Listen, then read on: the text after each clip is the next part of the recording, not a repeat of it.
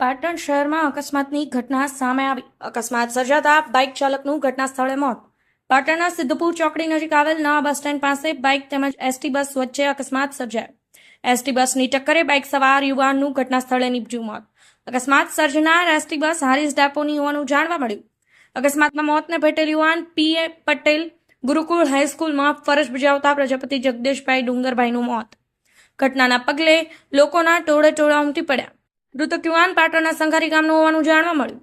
મૃતકની લાશને Patan civil હોસ્પિટલમાં PM અર્થે મોકલવામાં આવી. Rajeshbhai D Patel, Patan news 24, Patan.